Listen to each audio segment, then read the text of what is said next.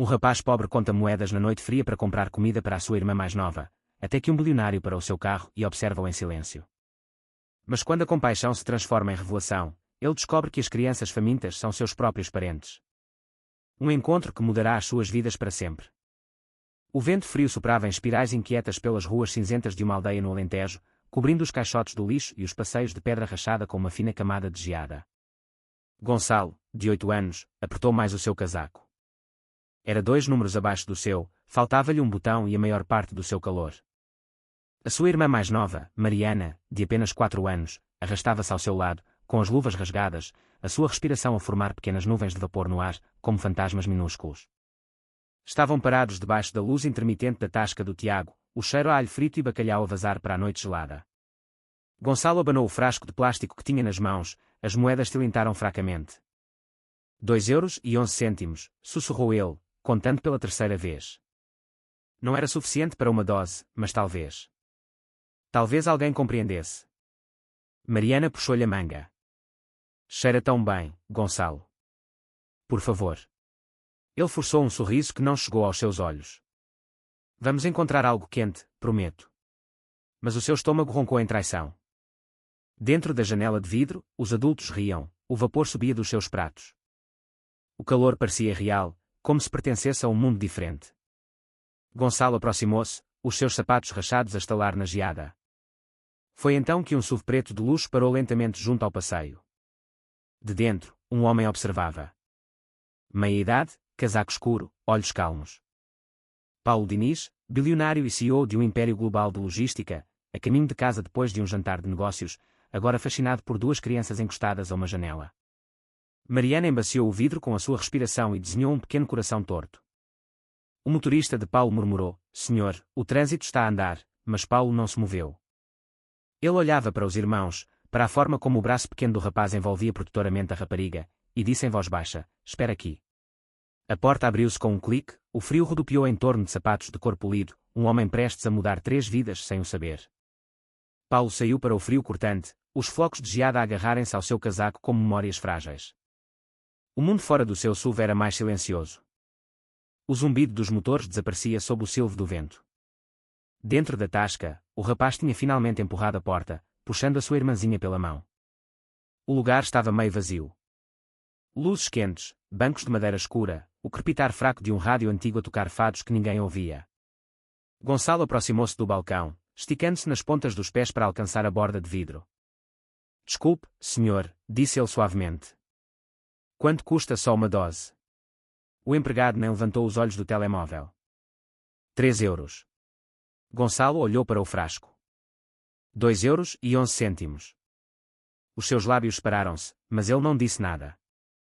Mariana, mal alta o suficiente para ver por cima do balcão, sussurrou: talvez eles tenham meias doses. Uma voz profunda e calma veio de trás deles. Que tal uma travessa de bacalhau à brasa inteira? Gonçalo virou-se de repente. O homem de fora estava ali, alto, com traços marcados, suavizados por algo nos seus olhos. Paulo sorriu levemente, estendendo uma nota de 20 €. Uma dose de bacalhau à brás, com queijo extra, e talvez 2 chocolates quentes. O empregado finalmente moveu-se. Com certeza. Gonçalo recuou, puxando Mariana consigo. Não podemos aceitar isso, disse ele rapidamente. Estamos bem. Paulo ajoelhou-se, o seu casaco caro a tocar no chão molhado. Filho, disse ele gentilmente. Ninguém está bem com um tempo como este. Deixa-me ajudar. Podes chamar-lhe uma troca. Eu ganho alguma companhia enquanto como. Os olhos de Mariana arregalaram-se, dividida entre a fome e as boas maneiras. Gonçalo hesitou, o orgulho a tremuluzir nas suas mãos trêmulas. Então Mariana sussurrou: por favor, Gonçalo, estou com fome. Paulo sorriu, levantando-se. Está bem. Então está decidido. Nós os 3 vamos comer. O vapor embaciava as janelas, desfocando o mundo gelado lá fora.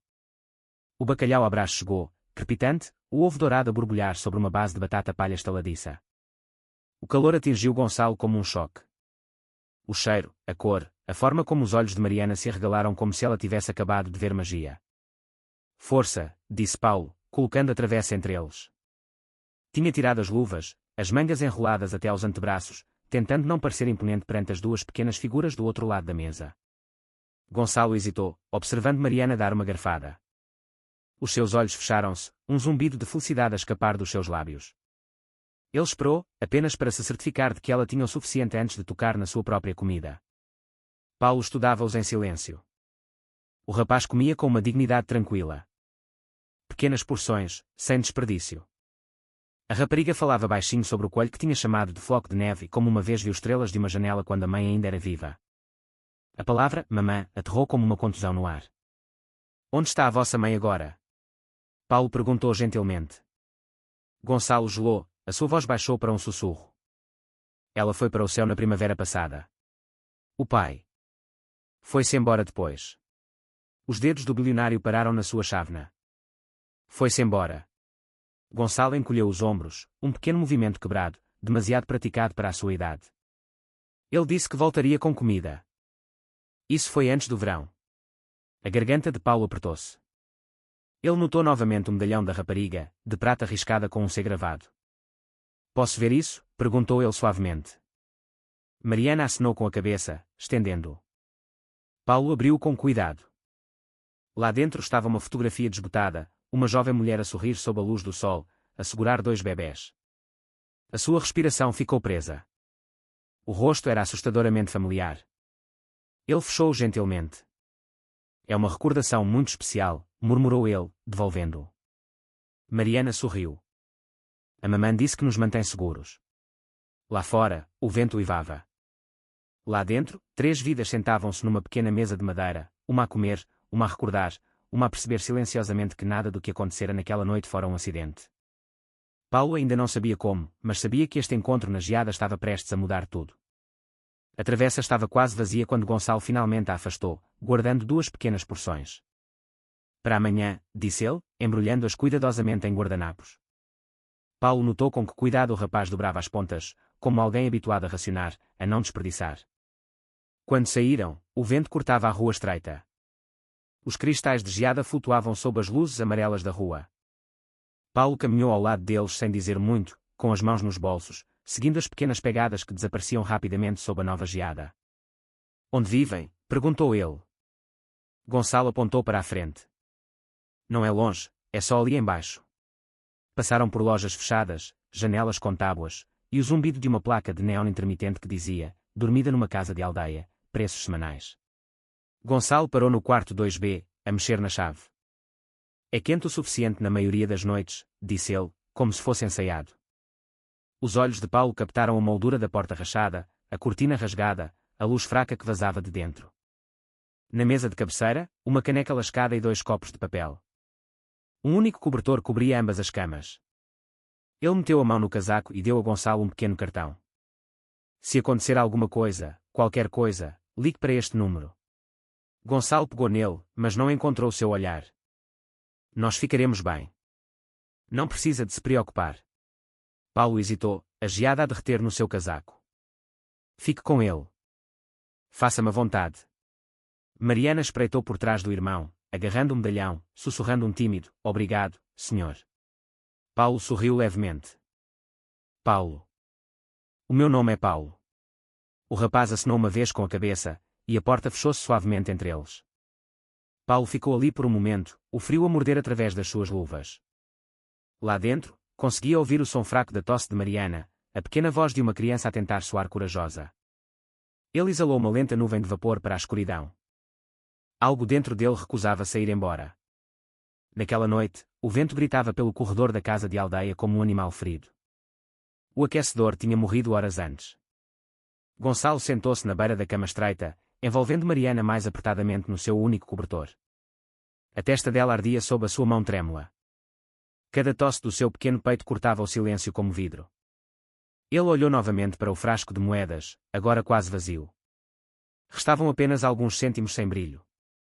Está tudo bem, sussurrou ele, embora nada estivesse. Amanhã eu encontro alguma coisa. As pestanas de Mariana tremeram. Está frio, Gonçalo? A sua voz era pequena, quase a desvanecer-se. Ele puxou-a para mais perto. Eu sei, querida. Dorme só, está bem. Mas ela não dormiu. O seu corpo tremia com febre. Gonçalo correu para o lavatório, encheu um pano com água gelada da torneira e colocou-o na testa dela. Ainda demasiado quente. O pânico pressionava-lhe as costelas. Ele abriu a janela para apanhar ar. Flocos de geada entraram, derretendo instantaneamente na sua pele, e então ele viu o cartão de Paulo, pousado na mesa de cabeceira onde o tinha atirado. Um simples quadrado branco com letras em relevo. Paulo Diniz. Diniz Holdings. Os dedos de Gonçalo pairaram sobre ele. Ele não confiava em pessoas ricas. Elas iam-se sempre embora primeiro. Mas outra tosse, mais forte desta vez, rompeu o seu medo. Ele pegou no telefone da casa de aldeia com as mãos a tremer. A linha fez um clique. Uma voz calma atendeu. Residência do Sr. Diniz. Gonçalo engoliu em seco. Sou eu, o rapaz da tasca. A minha irmã, ela está muito doente. Não sei o que fazer. Não houve hesitação. Fique onde está, disse a voz. Estamos a caminho. Em 20 minutos, os faróis inundaram as cortinas finas. Seguiu-se uma batida, firme mas não brusca. Paulo estava ali, o casaco polvilhado de geada, a preocupação gravada profundamente no seu rosto. Vamos tratar dela, disse ele em voz baixa. E pela primeira vez na sua jovem vida, Gonçalo não discutiu. Ele apenas se afastou e deixou a ajuda entrar. Paulo entrou no quarto apertado, o ar denso de frio e medo. O espaço era mais pequeno do que a sua casa de banho de visitas. No entanto, duas crianças viviam aqui. Um lavatório lascado, uma chaleira enferrujada, o cheiro ténue a mofo por baixo do detergente. Mariana estava encolhida na cama, os lábios pálidos, uma toalha úmida a escorregar da sua testa. Sem uma palavra, Paulo virou-se para a mulher atrás dele. Sandra, a sua chefe de gabinete, que carregava uma mala médica preta como se estivesse à espera daquela chamada. Ela ajoelhou-se imediatamente, verificando o pulso de Mariana, a sua temperatura, a sua respiração. A febre está alta, murmurou Sandra. Ela está desidratada. Gonçalo pairava perto do canto, os braços cruzados sobre o peito, a tremer por mais do que apenas o frio. Ela só precisa de descansar, disse ele rapidamente. Estamos bem. Não precisamos. Paulo interrompeu-o suavemente. Você ligou. Isso significa que já sabe que precisa. O maxilar de Gonçalo contraiu-se. O seu pequeno peito subia e descia rapidamente como um soldado a enfrentar a rendição. Sandra entregou a Paulo um termômetro digital. Vamos precisar de líquidos quentes e um inalador. Paulo pegou no seu telemóvel. Ligue ao doutor Matos para nos encontrar na minha quinta. Diga-lhe que é urgente. O seu tom era calmo, praticado, o tom de um homem habituado a comandar o caos. Mariana mexeu-se, os olhos a tremuluzir abertos. Já é de manhã. Paulo agachou-se ao lado dela, o seu casaco caro a roçar no cobertor esfarrapado. Quase, querida. Agora estás segura. Ela piscou para ele, confusa. Você fala como a minha mamãe costumava falar. As palavras atingiram-no como um golpe silencioso. Paulo olhou para o seu pequeno rosto, as sardas tenues no seu nariz, o medalhão a brilhar contra o seu peito. Ele estendeu a mão, hesitando a apenas 1 centímetro de tocá-lo. Posso ver isso? Perguntou ele gentilmente. Mariana acenou com a sua mão pequena, levantando o pendente. Paulo abriu com cuidado, como se pudesse estilhaçar-se. Lá dentro estava a mesma foto que ele vira antes, uma jovem a sorrir, a luz do sol atrás dela. Carla, a sua irmã, desaparecida há 10 anos. O medalhão tremeu na sua palma como se o próprio passado respirasse através dele. Ele olhou para Gonçalo, a sua voz crua. Onde é que a tua mãe arranjou isto? Gonçalo franziu a testa. Era dela. Ela disse que foi do irmão dela. Antes de sair de casa. Por um momento, o quarto ficou em silêncio. O zumbido do aquecedor a falhar, as sirenes da cidade ao longe. Paulo exalou lentamente, algo não dito a tremuluzir nos seus olhos. Incredulidade, reconhecimento e culpa, tudo emaranhado numa única respiração. Ele endireitou-se, firme novamente, mascarando a tempestade interior. Vamos levá-la para um lugar quente, disse ele em voz baixa. Arrumem o que precisarem.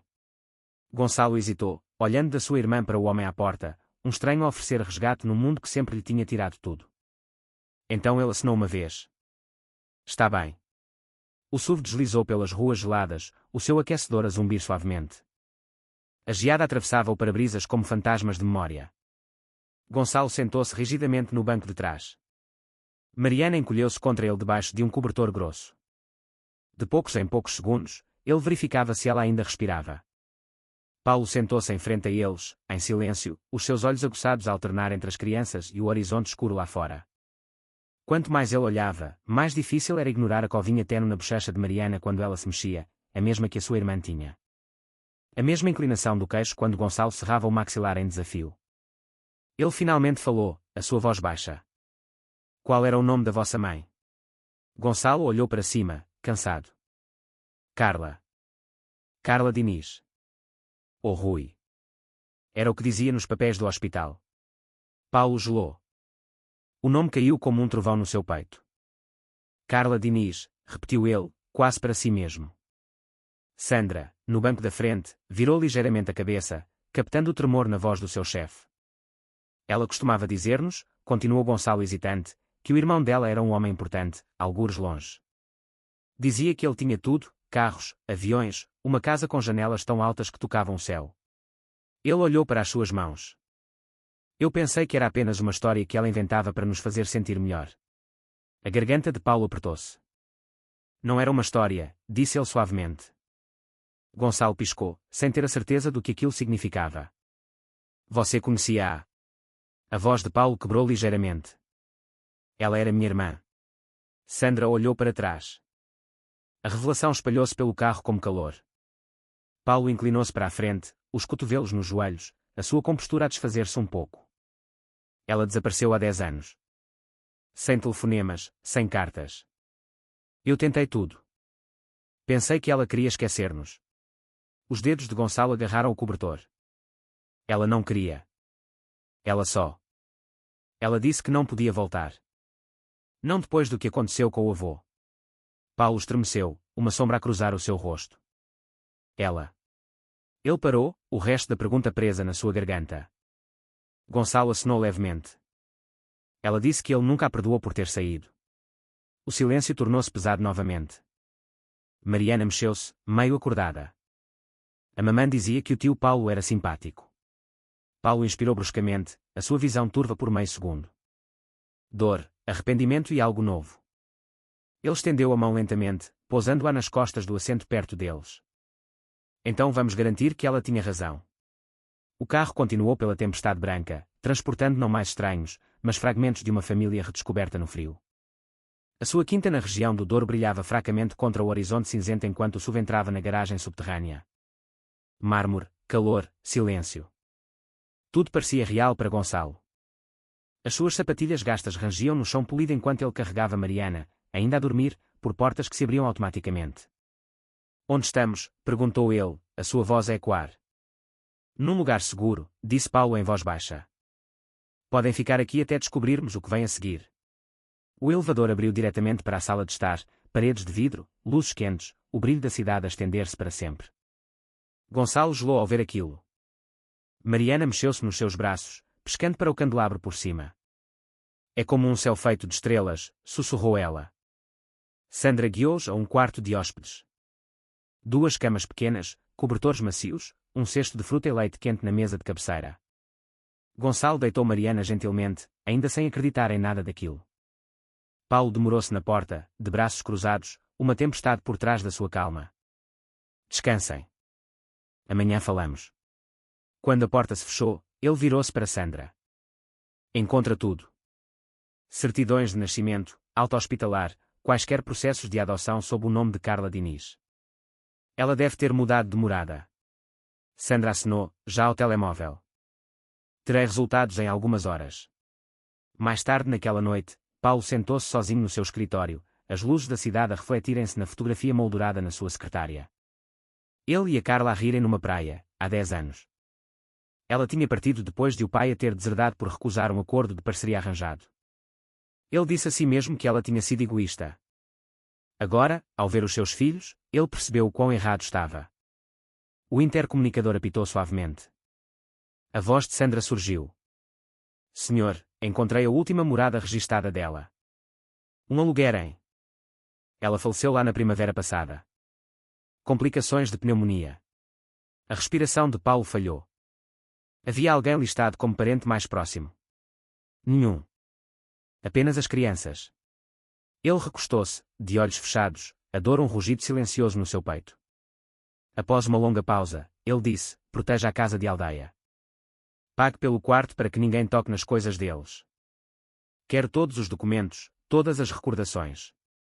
Sim, senhor. Ele olhou novamente para a cidade, o seu brilho agora oco. Ela era tudo o que me restava, sussurrou ele. Então abriu o seu portátil e procurou um contacto legal. Vamos fazer isto da maneira certa, murmurou ele. Aquelas crianças não vão passar mais uma noite a perguntar-se se alguém se importa. A manhã seguinte rompeu pálida e silenciosa. Um nevoeiro espesso pairava sobre o rio, transformando a paisagem numa visão fantasmagórica. Na quinta de Paulo, o mundo estava finalmente calmo. Mariana dormia profundamente pela primeira vez em dias, a febre tinha quebrado, o seu pequeno peito a subir e a descer em ritmo com o zumbido do aquecedor. Gonçalo sentou-se perto da janela, ainda sem ter a certeza se algo daquilo era real. Tinha acordado cedo, com medo de que tudo pudesse desaparecer. A cama macia, o ar quente, a tigela de fruta na mesa de cabeceira que parecia demasiado perfeita para tocar. Ele descascou uma laranja, lentamente, guardando metade para a sua irmã. Sandra entrou silenciosamente com roupas dobradas. Isto deve servir por agora, disse ela gentilmente. Gonçalo murmurou um obrigado, os seus olhos a moverem-se para todo o lado, menos para o rosto dela. No corredor, Paulo estava em frente à parede de vidro do seu escritório. O café intocado, os olhos fixos no horizonte. Não tinha dormido muito. Sempre que fechava os olhos, via Carla, a sua irmã, a rir, zangada, a chorar, e depois desaparecida. E agora os seus filhos estavam aqui, sozinhos. O seu telemóvel vibrou. A voz de Sandra surgiu pelo intercomunicador. Senhor, há alguém na entrada da quinta. Diz que é o pai das crianças. Paulo endireitou-se imediatamente. O quê? Ele está a exigir vê-las. Ele não tem marcação. Eu chamei a segurança. O tom de Paulo endureceu. Mantenha-o lá embaixo. Eu trato disto. Quando Paulo chegou ao portão, Rui já estava a gritar com o guarda, agitando um panfleto machucado. Os seus olhos estavam injetados de sangue, o seu casaco cheirava a álcool e a frio. Acha que pode simplesmente levar os meus filhos? Rosnou Rui quando viu Paulo aproximar-se. Vocês, ricos, acham que podem resolver tudo com dinheiro, não é? Paulo parou a alguns metros de distância, medido, calmo. Os seus filhos estavam doentes e sozinhos. Deixou-os numa casa de aldeia sem comida nem aquecimento. Eu estava a trabalhar, retorquiu Rui, embora a sua voz vacilasse. Acha que eu não me importo? Eles são meus, não seus. Os olhos de Paulo afiaram-se. Os filhos da Carla. Os filhos da minha irmã. Você abandonou-os depois de ela morrer. O nome atingiu Rui como uma bufetada, o seu rosto contorceu-se, meio culpa, meio ganância. Então talvez me deva alguma coisa, não? Talvez você pague, e eu desapareço. Isso é justo. A temperatura no ar pareceu baixar. A voz de Paulo era firme, silenciosa, letal. Você não está aqui por eles. Está aqui por dinheiro. Rui sorriu com desdém. E se estiver? A lei ainda é a lei. Não pode simplesmente ficar com eles. Paulo olhou na direção da casa, na direção das duas pequenas almas a dormir lá em cima, e algo antigo dentro dele agitou-se. A memória da promessa de Carla sussurrada no dia em que ela partiu.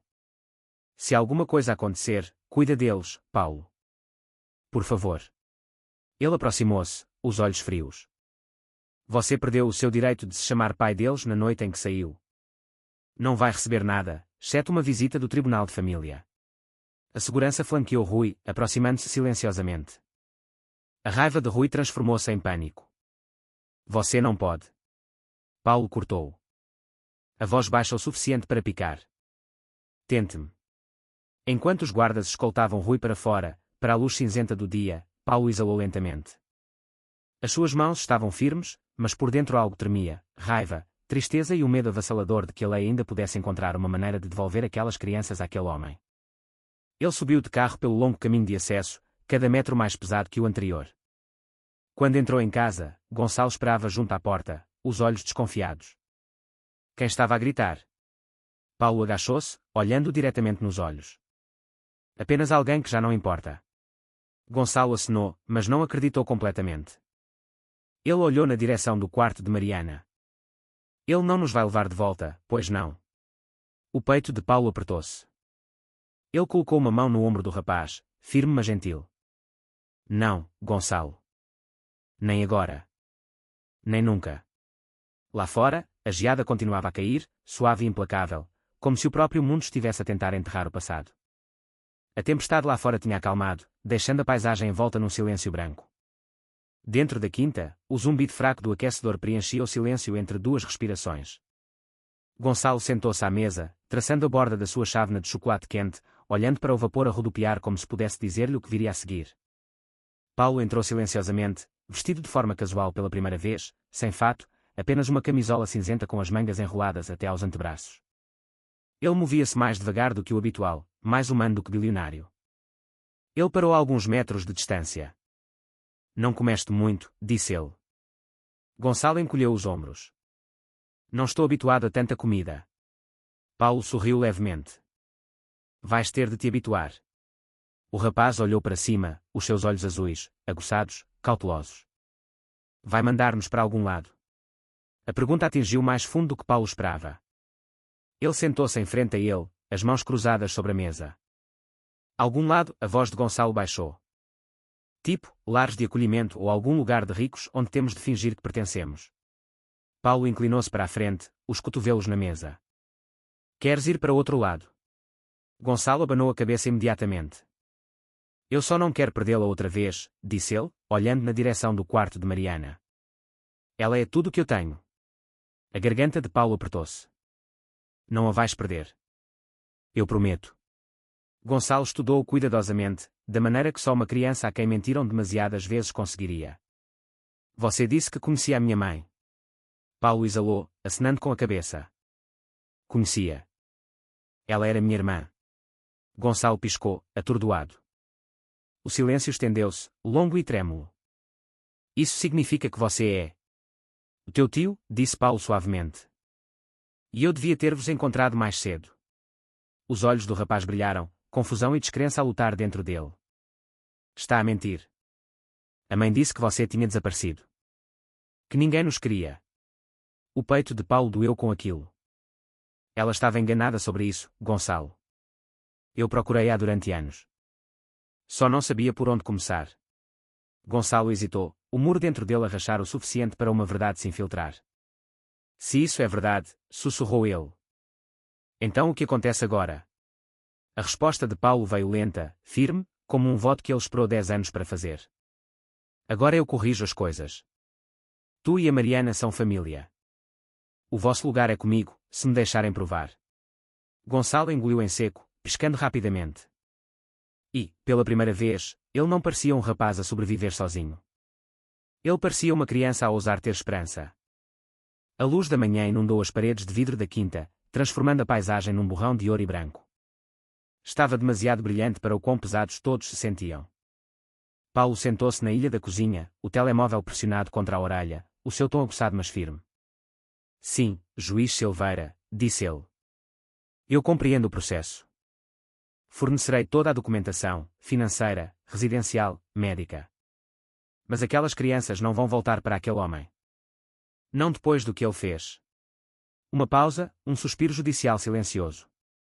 Então inicio o processo de tutela de emergência. Estarei no Tribunal de Família dentro de 1 hora. Quando ele desligou, Sandra já estava ao balcão, tablet na mão, ficheiros abertos. Vamos precisar de certidões de nascimento, registros hospitalares, prova de parentesco, disse ela rapidamente. E Paulo? Eu sei, interrompeu ele suavemente, esfregando a ponte do nariz. Vamos precisar de ADN. Gonçalo estava na porta, em silêncio, agarrando a borda da moldura. Ele tinha estado a ouvir mais tempo do que queria admitir. Acha que estamos a mentir? Perguntou ele em voz baixa. Paulo virou-se, assustado. Não, Gonçalo. Nunca. Ele levantou-se, atravessando a sala lentamente. Isto não é sobre acreditar. É sobre proteção. A lei precisa de provas para que ninguém vos possa levar outra vez.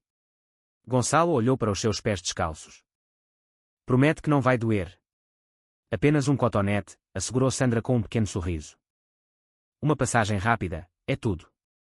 Uma hora depois, os três estavam sentados num pequeno escritório estéril no hospital distrital. Uma enfermeira de bata azul recolheu as amostras, uma de Gonçalo, uma de Mariana e uma de Paulo. Mariana riu-se quando a enfermeira passou o cotonete na sua bochecha. Faz cócegas. Gonçalo ficou quieto, observando cada movimento. Paulo manteve os olhos no rapaz, sentindo a sua atenção. Estás a portar-te muito bem, disse ele.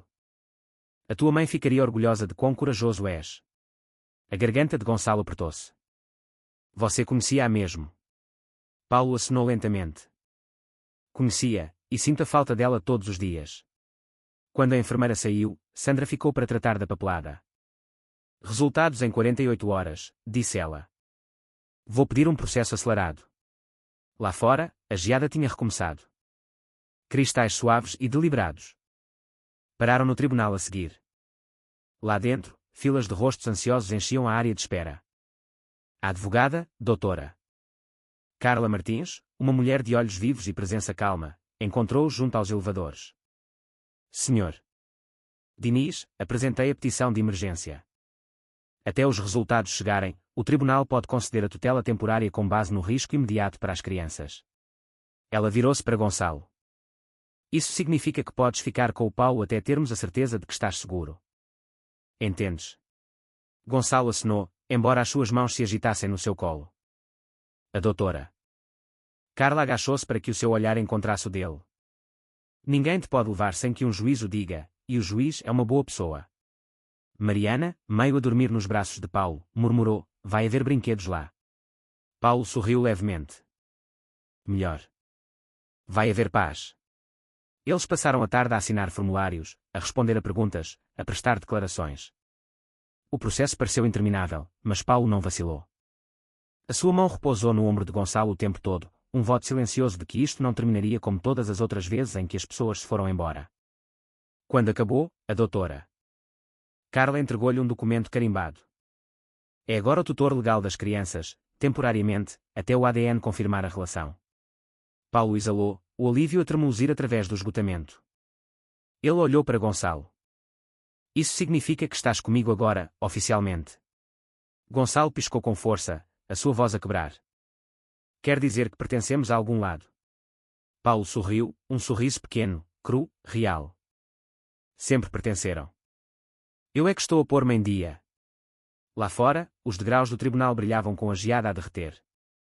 Paulo levantou Mariana para os seus braços. Gonçalo caminhava ao seu lado. Pela primeira vez, o rapaz não caminhava atrás de ninguém. Ele caminhava ao lado da família. O SUV preto saiu da autoestrada e percorreu uma estrada sinuosa ladeada de pinheiros polvilhados de geada. O sol mergulhou atrás das colinas, tingindo o céu com raios de âmbar e azul. Gonçalo encostou o rosto à janela quando a imensa Quinta Diniz surgiu à vista. Um mundo de vidro, pedra e luz silencioso, pousado na margem de um lago gelado. Esta é a sua casa? Perguntou ele suavemente. Paulo acenou. É a nossa casa agora. Pelo tempo que quiserem. Gonçalo não respondeu, mas os seus olhos permaneceram fixos nos portões enquanto estes se abriam com um zumbido mecânico baixo. A propriedade não se parecia em nada com a casa de aldeia. Luz por todo o lado. Calor a irradiar das janelas, o brilho tênue de uma lareira a tremuluzir através do vidro. Dentro, a casa cheirava a madeira de cedro e baunilha. Sandra e 2 membros da equipa já estavam a desempacotar compras e a preparar os quartos no andar de cima.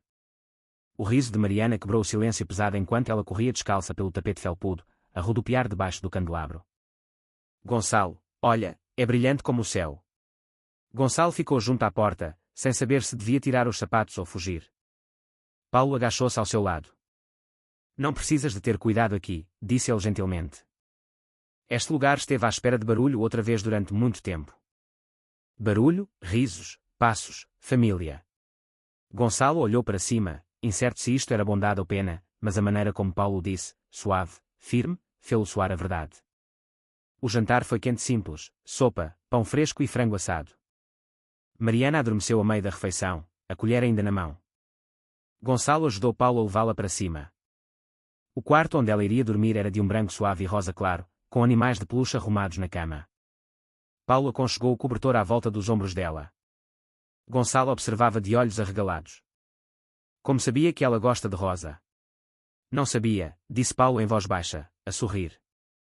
Apenas um palpite de sorte. Quando saíram para o corredor, a luz da lareira tremeluziu no rosto de Paulo, mais suave agora, quase paternal. Boa noite, Gonçalo. Gonçalo hesitou à sua porta. Está a falar a sério? O quê? Que também é a nossa casa. O olhar de Paulo sustentou o dele. Cada tijolo dela. O rapaz acenou lentamente e, pela primeira vez em anos, dormiu sem manter um olho aberto. A luz da manhã derramou-se sobre o lago, espalhando diamantes pela superfície gelada. A casa estava silenciosa, exceto pelo crepitar fraco da lareira e pelo tic-tac rítmico de um relógio de pêndulo no corredor. Gonçalo acordou antes de toda a gente, o tipo de hábito que vem de anos de medo de que as coisas boas possam desaparecer se não as guardarmos. Ele desceu descalço, seguindo o cheiro a café e torradas. Paulo estava sentado à mesa de jantar, a ler uma pasta grossa, papéis espalhados pela superfície polida. Quando notou Gonçalo, afastou os ficheiros. Bom dia, campeão, disse Paulo gentilmente. Com fome. Gonçalo acenou e Paulo serviu-lhe uma chávena de chocolate quente em vez de café, adicionando 2 marshmallows sem perguntar. Comeram em silêncio por um tempo, até que os olhos de Gonçalo apanharam algo na prateleira perto da janela, uma fotografia moldurada. Ele levantou-se lentamente, a curiosidade a puxá-lo para mais perto. Era a foto de uma jovem a rir, o vento no cabelo, ao lado de um homem que parecia uma versão mais nova de Paulo. Entre eles, um bebê num cobertor branco. É a tua mãe, disse Paulo em voz baixa antes que Gonçalo pudesse perguntar. Gonçalo virou-se, de olhos arregalados. Sou eu. Paulo acenou, levantando-se para se juntar a ele. Tinhas apenas alguns meses. Ela voltou a casa uma última vez antes de partir para a cidade. Gonçalo olhou para a foto, os seus pequenos dedos a roçar na borda da moldura. Ela parece feliz. Ela estava, disse Paulo suavemente, até deixar de estar. Ele hesitou, depois acrescentou, o nosso pai, o teu avô, não foi bom para ela. Ela queria liberdade. Eu devia tê-la protegido, mas não compreendia na altura. Gonçalo franziu a testa. Vocês discutiram. Paulo exalou. Sim, e quando ela partiu, eu disse a mim mesmo que ela não queria ser encontrada, mas nunca parei de procurar. A sua voz quebrou ligeiramente. Eu devia tê-la encontrado antes que fosse tarde demais. Gonçalo colocou a foto de volta na prateleira, com cuidado. Não se pode consertar o passado, disse ele simplesmente, como alguém muito mais velho que 8 anos. A mãe costumava dizer isso. Apenas tentamos ser melhores depois. Paulo olhou para o rapaz, esta criança magra e silenciosa com olhos demasiado velhos para a sua idade, e sentiu algo mudar profundamente no seu peito. Falas exatamente como ela. Gonçalo deu um pequeno sorriso. Ela dizia que eu herdei a teimosia dela. Antes que Paulo pudesse responder, a voz sonolenta de Mariana ecoou do andar de cima. Gonçalo, a cama é demasiado macia. Estou a afogar-me. Gonçalo gemeu, a solenidade no quarto quebrando-se instantaneamente. Ela está acordada. Paulo riu. Então vai salvá-la. Quando Gonçalo subiu a correr, Paulo demorou-se, olhando novamente para a fotografia. O seu olhar suavizou-se. Vamos fazer o que é certo por ti agora, Carla, murmurou ele. Eu juro. Mais tarde naquela tarde, a advogada de Paulo, doutora Carla Martins, chegou com uma pasta e os resultados do ADN. Ela colocou o envelope na mesa. Está confirmado, disse ela, sorrindo levemente. São teus, Paulo. Relação de sangue a 100%. Por um longo momento, ele apenas olhou para os papéis. Depois exalou profundamente, quase a tremer de alívio. Obrigado, Carla. Sabes o que isto significa, disse ela. Podes finalizar a adoção imediatamente. Ninguém, nem mesmo o pai, pode contestá-la agora. Ele acenou lentamente, os olhos distantes. Bom, porque eles já perderam o suficiente. Lá fora, o riso ecoava do jardim coberto de geada. Gonçalo estava a mostrar a Mariana como fazer anjos na neve, as suas gargalhadas a ecoarem pelo ar frio como música. Paulo observava da janela, a fotografia ainda na mão, o seu reflexo a sobrepor-se ao sorriso congelado de Carla. Talvez seja assim que faço as pazes contigo, sussurrou ele. Dando-lhes a vida com que sonhaste. Pela primeira vez em anos, a casa não parecia vazia. Parecia viva, cheia de calor, de risos e dos fantasmas finalmente em paz. 2 dias depois, a sala do tribunal cheirava levemente a café e a cera de madeira antiga. As paredes estavam forradas com retratos emoldurados de juízes, cada rosto esculpido em paciência solene. Paulo sentou-se na frente com a doutora Carla, a advogada, e ao seu lado, Gonçalo mexia-se num casaco de fato demasiado grande que Paulo mandara ajustar durante a noite. Mariana, num vestido azul claro, sentou-se no colo de Sandra, agarrando o seu urso de peluche gasto. Do outro lado, Rui, o seu pai biológico, estava curvado na sua cadeira, por barbear, os olhos injetados de sangue. A sua advogada sussurrou-lhe algo, mas ele não estava a ouvir. O seu olhar permanecia fixo em Paulo, a arder de ressentimento e derrota. O juiz Manuel Silveira entrou, de cabelo grisalho, calmo, mas de olhos aguçados. Comecemos, disse ele, a sua voz a ecoar. A doutora Carla levantou-se primeiro. Meritíssimo, estamos aqui hoje para finalizar a tutela e a adoção de Gonçalo e Mariana por parte do Sr. Paulo Diniz, seu tio materno. A mãe das crianças, Carla Diniz, faleceu. O pai, Sr. Rui, tem um historial de abandono e negligência. Rui zombou em voz alta. Eu tentei. Acha que é fácil criar filhos quando? O martelo do juiz bateu. Falará quando for a sua vez, Sr. Rui. O maxilar de Paulo contraiu-se, mas ele permaneceu imóvel, de mãos cruzadas. A doutora Carla continuou. Temos registros médicos, recibos da casa de aldeia e testemunho do proprietário a confirmar que as crianças viviam em condições inseguras. Além disso, as provas de ADN estabelecem o Sr. Diniz como seu tio biológico. O juiz acenou. Revisei todos os documentos. O bem-estar das crianças é primordial aqui. Ele virou o seu olhar para Gonçalo. Jovem, quer dizer alguma coisa? Gonçalo gelou, pequeno contra o peso do tribunal. A sua voz era suave, mas firme. Eu só quero que a Mariana esteja segura. Ela gosta de onde estamos. Ela riu outra vez. Temos comida. E o Paulo ouve. O juiz Silveira sorriu levemente. Isso é muito corajoso, filho. Depois olhou para Rui. Senhor. Rui teve oportunidades de reclamar a custódia, no entanto, o seu registro mostra ausências repetidas e abuso de substâncias. Contesta isto.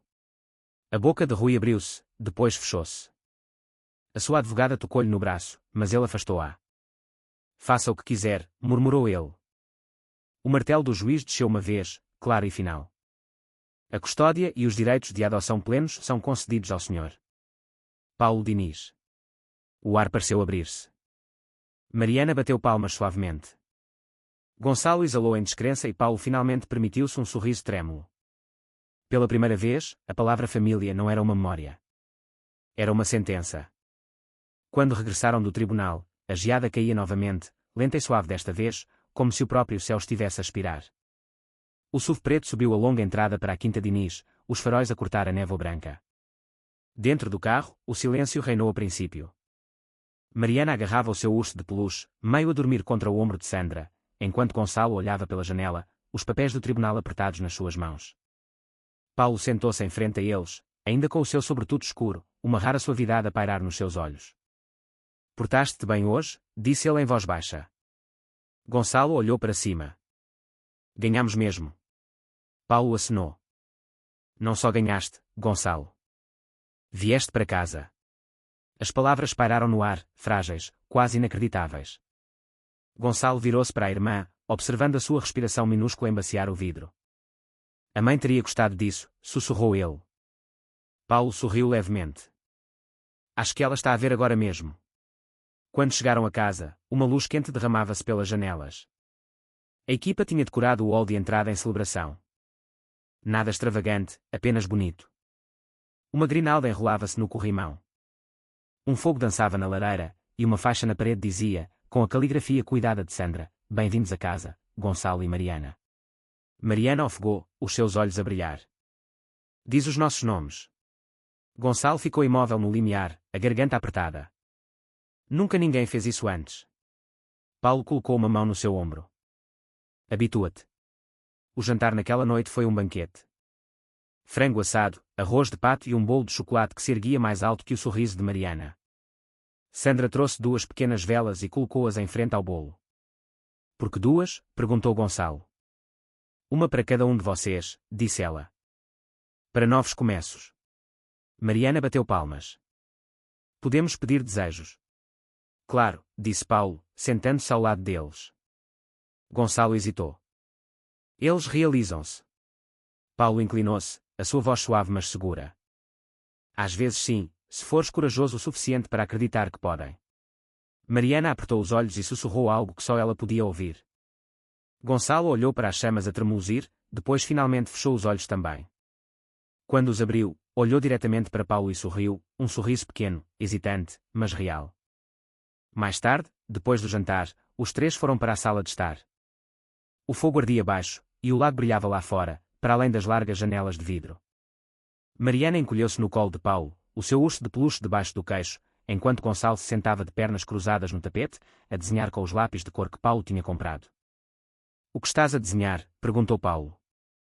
Gonçalo virou o papel. Mostrava uma casa com um telhado vermelho, fumo a sair da chaminé, e três figuras de palitos, um homem alto, um rapaz e uma menina a segurar um urso de peluche. Por cima deles, escritas em letras cuidadosas e irregulares, estavam duas palavras: a nossa família. Paulo olhou para aquilo por um longo momento. A sua voz era baixa quando disse: é lindo. Gonçalo encolheu os ombros, uma ponta de orgulho a escapar. Não está perfeito. Não precisa de estar, respondeu Paulo. Nada que é real o é. Quando Mariana finalmente adormeceu, Paulo levou-a para cima e aconchegou-a. Gonçalo seguiu em silêncio, demorando-se na porta. Boa noite, tio Paulo, disse ele, a primeira vez que usou a palavra. Paulo parou ao meio do passo, os olhos a brilhar. Boa noite, filho. O rapaz gelou, depois sorriu, um sorriso largo, puro, desprotegido. Lá embaixo, a lareira crepitava suavemente, enchendo os corredores silenciosos de calor. Pela primeira vez em anos, a casa parecia inteira, não pelo seu tamanho ou luxo, mas pelo riso que ainda ecoava fracamente pelo corredor, e lá fora, a neve caía firmemente, cobrindo cada cicatriz do passado de branco, como se o próprio mundo lhes estivesse a dar permissão para começar de novo. Era domingo de manhã, o tipo de silêncio que parece sagrado. A tempestade tinha passado, deixando o lago da Serra da Estrela gelado e a brilhar sob um sol pálido. Gonçalo e Mariana estavam esparramados no tapete da sala, a desenhar com lápis de cor. Paulo sentou-se junto à lareira, o café intocado, a olhar para uma fotografia moldurada pousada na lareira. Carla a sorrir numa praia, anos atrás. Mariana levantou o seu desenho. Tio Paulo, olha, é a mamã nas nuvens. Paulo piscou, assustado, depois sorriu suavemente. É lindo, querida. Gonçalo arrastou-se para mais perto para ver. O desenho mostrava um céu azul, nuvens brancas com a forma de uma mulher a segurar duas crianças. Ela está a ver-nos, murmurou Gonçalo. A garganta de Paulo apertou-se. Acho que tens razão. O calor na sala aprofundou-se. O fogo crepitava, a luz dourada a dançar nos seus rostos. Sandra entrou silenciosamente com uma pasta. Paulo, estes são os papéis finais da adoção. Só precisas de assinar. Ele pegou na caneta, lentamente, a olhar para os nomes impressos a tinta preta. Gonçalo Diniz e Mariana Diniz. Por um segundo, ele não conseguiu mover-se. O peso daqueles nomes pressionava 10 anos de arrependimento e saudade. Gonçalo olhou para cima, curioso. Por que está a chorar? Paulo sorriu através das lágrimas. Porque às vezes a felicidade também dói. Ele assinou, a tinta a deslizar pela página como um voto selado em silêncio. Sandra assinou, guardando a pasta. Agora é oficial, disse ela suavemente. São teus. Paulo exalou, a sua voz quase um sussurro. Não, são nossos. Naquela tarde, ele levou-os a passear junto ao lago gelado. A neve estalava sob as suas botas, o ar agudo e brilhante. Mariana escorregou uma vez, rindo-se enquanto Paulo a agarrava pelos braços. Estás bem, floco de neve, brincou ele. Gonçalo ficou para trás, a olhar para o horizonte onde o céu encontrava o gelo. A mãe dizia que o lago costumava brilhar como vidro no verão, disse ele. Ainda brilha, respondeu Paulo. Quando descongelar, vamos lá juntos. Eu mostro-te onde ela se costumava sentar a desenhar os pôres do sol. Gonçalo acenou, os olhos suaves. Promete. Prometo. Ficaram ali por um longo tempo, de mãos dadas, o silêncio pacífico. Não o vazio de antes, mas o tipo de silêncio que vive entre pessoas que finalmente pertencem. E acima deles, as nuvens moveram-se, uma delas abrindo-se o suficiente para deixar passar a luz do sol, como alguém a sorrir lá de cima. Uma semana depois, a casa de Inês cheirava a glacê de baunilha e canela. A cozinha era um campo de batalha de balões, papel de embrulho e risos. O quarto aniversário de Mariana tinha chegado. Não que Paulo tivesse planeado algo simples. Ele pretendia que fosse algo discreto. Um pequeno bolo, alguns presentes. Mas Sandra tinha outras ideias. Agora, a sala de estar parecia uma explosão de livro de contos. Fitas pendiam do candelabro, confetes brilhavam no tapete, e uma mesa empilhada com presentes mais altos que a própria aniversariante. Mariana estava no centro, a usar uma coroa de papel, os olhos arregalados como pires. Tudo isto para mim. Paulo ajoelhou-se ao lado dela, a sorrir. Cada pedacinho. Gonçalo sorriu do sofá. Hoje és a princesa, lembras-te? Mariana riu-se e rodopiou, a coroa a escorregar para o lado. Então tu és o meu cavaleiro. Gonçalo estufou o peito com orgulho. Combinado. O riso encheu cada canto da casa, o tipo de som que faltava há demasiado tempo. Sandra trouxe o bolo, 4 velas a tremuluzir como pequenos sóis. Pede um desejo, aniversariante. Mariana apertou os olhos. Paulo inclinou-se para mais perto. O que desejaste? Ela abriu um olho, maliciosamente. Se eu contar, não se realiza. Gonçalo riu. Isso é fazer batota. Mas quando Mariana finalmente soprou as velas, a chama da mais pequena persistiu, uma única faísca dourada que se recusou a morrer até que Paulo a apagou suavemente com a mão. Ele não conseguia explicar porque aquele pequeno momento lhe fez doer o peito. Depois do bolo vieram os presentes, animais de peluche, livros de figuras, um pequeno casaco rosa. Mas quando Paulo lhe entregou uma última caixa, mais pequena que as outras, Mariana inclinou a cabeça. Não é pesada. Dentro estava um medalhão, de prata, desta vez gravado com 3 iniciais, P, G, M. Abro, disse Paulo suavemente. Mariana abriu com um clique. De um lado, uma foto da sua mãe a sorrir. Do outro, uma nova foto, ele, Gonçalo e Paulo em frente à lareira. A sua respiração ficou presa. Somos nós. A voz de Paulo estava rouca quando respondeu. Para nunca te esqueceres de que és amada. Sempre. Mariana atirou os braços ao pescoço dele, a coroa a cair novamente. Gonçalo juntou-se ao abraço, os seus braços desajeitados mas firmes. Por um momento, Paulo não conseguiu falar. Ele apenas os abraçou a ambos, rodeado de balões, migalhas e risos. O caos de tudo o que ele não sabia que precisava até agora. A celebração tinha terminado horas antes, mas os seus vestígios permaneciam. Fitas enroladas no chão, velas derretidas, o cheiro tênue a glacê ainda no ar. A casa estava silenciosa agora. Mariana dormia profundamente, um braço atirado sobre o seu urso de peluche, enquanto Gonçalo estava junto à janela do corredor, a olhar para a neve a cair em flocos lentos e preguiçosos. Paulo encontrou-o ali, envolto no brilho dourado e tênue do candeeiro. Devias estar a dormir, disse ele suavemente. Gonçalo encolheu os ombros. Não consegui. Demasiado silêncio. Paulo inclinou-se ao seu lado, ambos a olhar para o vidro embaciado com a sua respiração. Quando está silencioso, sussurrou Gonçalo, às vezes ainda ouço a voz dela. A da mãe. Ela costumava cantarolar antes de dormir. Paulo acenou lentamente. A tua mãe costumava cantarolar quando tinha medo. Fazia-a sentir-se corajosa. Gonçalo virou a cabeça, surpreendido. Ela também te disse isso. Ela disse-me muitas coisas que eu não ouvi a tempo. O reflexo do rapaz parecia pequeno, frágil no vidro. Achas que ela ficaria zangada por estarmos aqui? Paulo sorriu gentilmente. Não, Gonçalo. Acho que ela finalmente descansaria, porque sabe que estás seguro. Gonçalo exalou, a sua respiração a embaciar novamente a janela. É estranho, murmurou ele. Já não sinto medo. É assim que se sente em casa, disse Paulo. É a calma depois da tempestade. Gonçalo ficou em silêncio por um longo momento antes de sussurrar, boa noite, pai. Paulo gelou, depois virou-se lentamente, a garganta demasiado apertada para falar. Ele pousou uma mão no ombro do rapaz, firme, quente. Boa noite, filho. Lá fora, a queda de neve engrossou, envolvendo o mundo de branco, um cobertor para tudo o que tinham sobrevivido e tudo o que ainda estava por vir.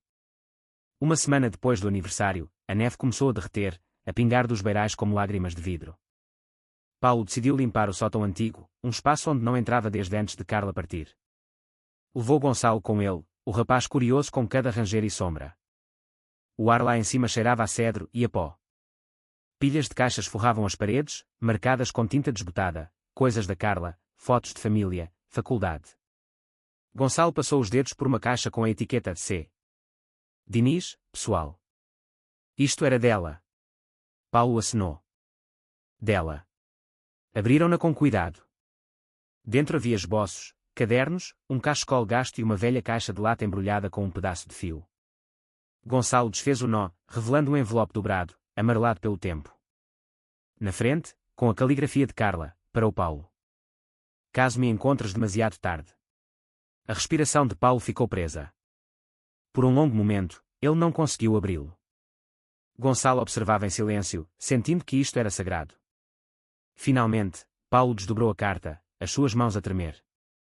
A tinta estava desbotada, mas as palavras eram inconfundivelmente dela. Querido Paulo, se estás a ler isto, significa que a vida correu como eu temia. Não te culpes. Foste sempre o melhor de nós. Eu parti porque precisava de paz, não porque deixei de te amar. Por favor, perdoa-me por manter as crianças afastadas. Eu queria que eles estivessem seguros, mesmo que isso significasse esconder-me. Se eles alguma vez te encontrarem, promete-me uma coisa. Não os deixes crescer a pensar que o mundo é cruel. Mostra-lhes como é o amor, o que significa família. Os olhos de Paulo embaciaram-se. Mal conseguia ler o resto. Gonçalo tocou-lhe no braço gentilmente. Ela escreveu isso para ti. Paulo acenou, a voz a quebrar. E para vocês. Ele dobrou a carta cuidadosamente, como se fosse feita de luz. A vossa mãe sabia que eu vos encontraria um dia. Gonçalo olhou para ele por um longo momento, depois sussurrou, ela tinha razão. Paulo sorriu através das lágrimas, puxando o rapaz para um abraço que parecia um encerramento e um começo. Por baixo deles, o riso de Mariana ecoava fracamente escadas acima. A casa já não soava solitária. Soava viva, cheia de memória, cheia de promessa, cheia dela. A primavera instalou-se suavemente sobre o lago gelado, derretendo os últimos vestígios do inverno. A casa de Inês parecia diferente agora, mais quente, mais cheia, viva. Gonçalo e Mariana tinham-se adaptado ao ritmo do lugar, o seu riso a ecoar pelos corredores de mármore que outrora só conheciam o silêncio. Naquela manhã, Paulo estava no seu escritório, a organizar papéis de negócios quando bateram à porta. Entre, chamou ele. Gonçalo espreitou, agarrando um pedaço de papel dobrado.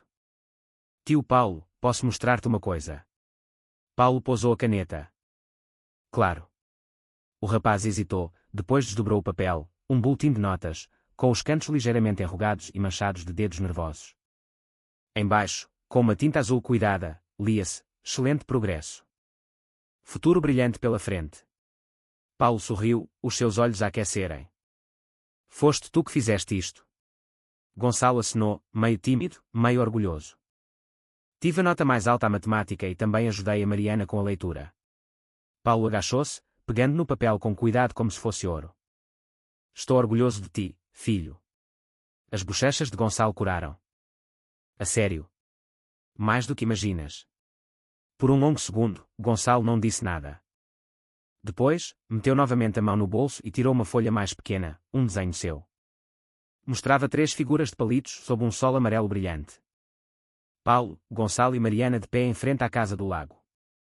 Por cima, em letras ousadas e irregulares, ele tinha escrito, a minha família para sempre. A respiração de Paulo ficou presa. Lucas, eu queria que ficasses com ele, disse o rapaz suavemente. Porque eu nunca tive um para sempre antes. Paulo estendeu a mão, puxando-o para um abraço que dizia o que as palavras não podiam. Agora tens, sussurrou ele. E terás sempre.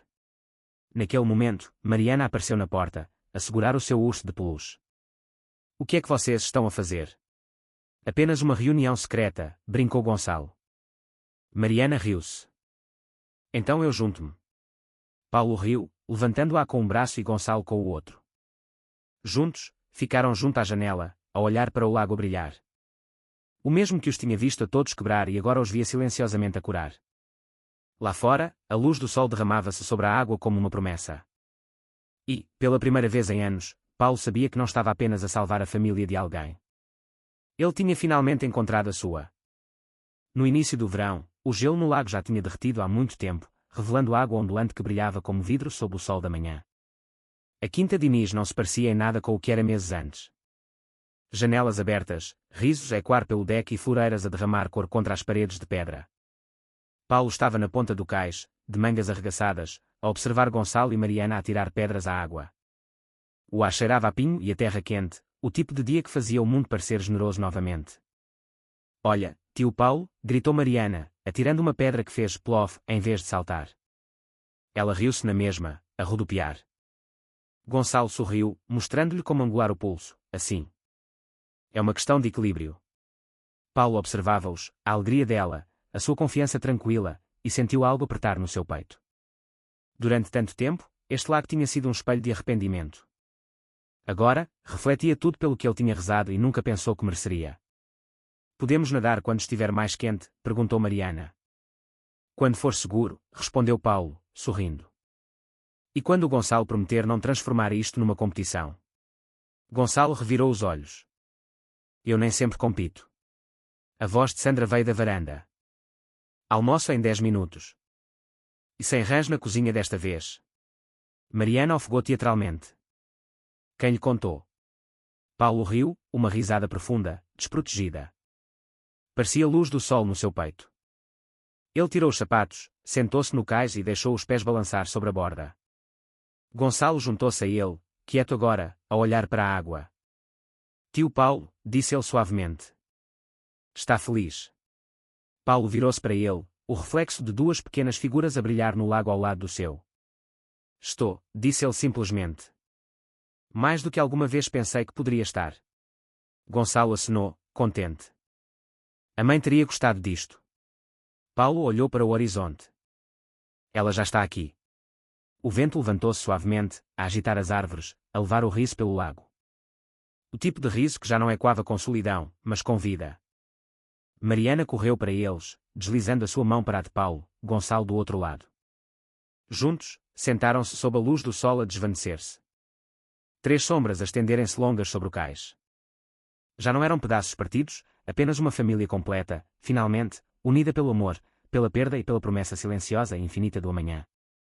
Gostaríamos de saber a sua opinião. Deixe um comentário e avalie esta história de 1 a 10. Goste, partilhe e subscreva com o sino ativado para nunca perder uma história. Veja mais vídeos inspiradores agora no ecrã final ou na lista de reprodução. Vemo-nos na próxima jornada.